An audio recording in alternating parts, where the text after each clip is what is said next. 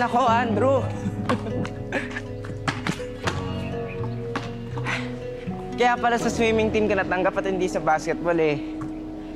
Pinagbibigyan lang kita. 15-8 pinagbibigyan?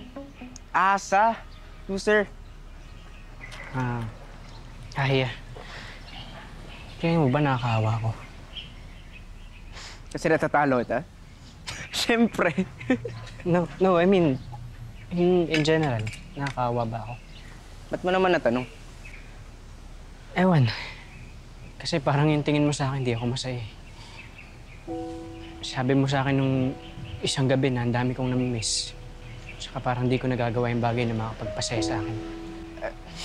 Nasabi ko yun? Oo. Nung umuwi kang lasing nung isang gabi. Andrew, no ba? Lasing pala ako eh. Huwag mo na masyadong seryosohin eh. Ako nga, hindi ko matandaan. Sige na, oh. Mag-shoot ka na, papagbigyan lang kita. Hindi na kita dedepensahan. Kakaawa ka eh. Sige na.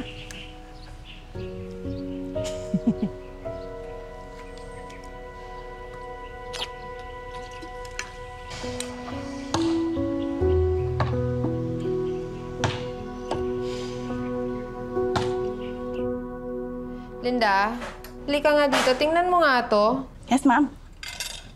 Ang bagal mo. Tama ba itong ginagawa ko? Tama po yan, ma'am. Tama po. Okay. Pero bakit iba yung itsura sa video? Ano mas maganda yung kesa dito? Tama naman, ma'am. Sige. Eh, ma'am, ano ba meron? Sino may birthday? Wala. Gusto ko lang mag-celebrate.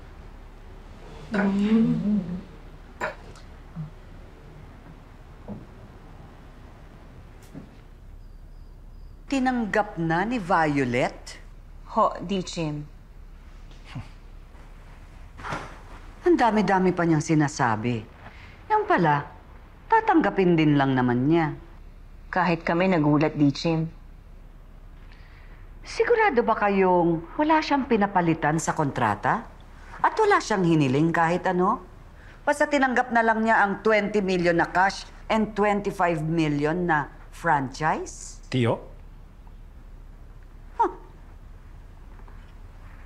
But knowing Violet, hindi magtatagal ang perang yan sa mga kamay niya.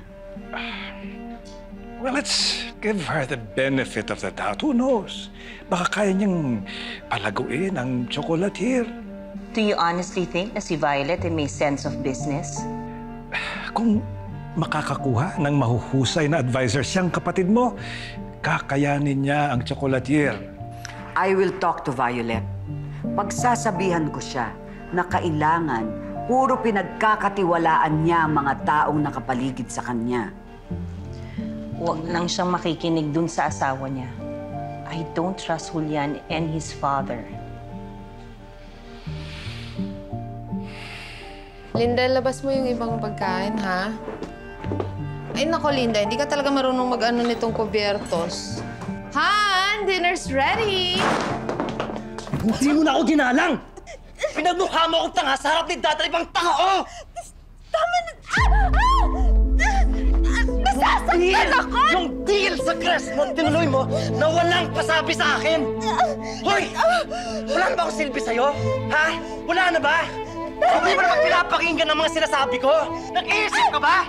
Nag-iisip ka ba? Nakabobo mo! Hindi na ako nagtataka kung bakit ang pamilya mo wala ring tiwala sa'yo. Dahil ang utak mo nasa talambakan! Dad!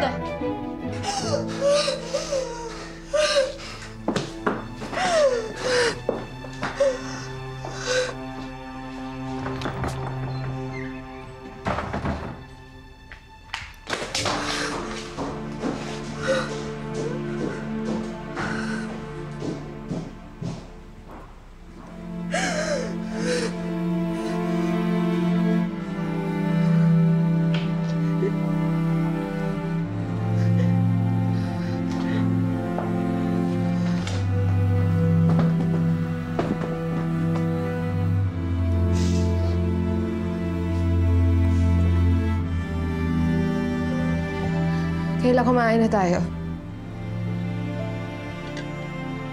I said kumain na tayo.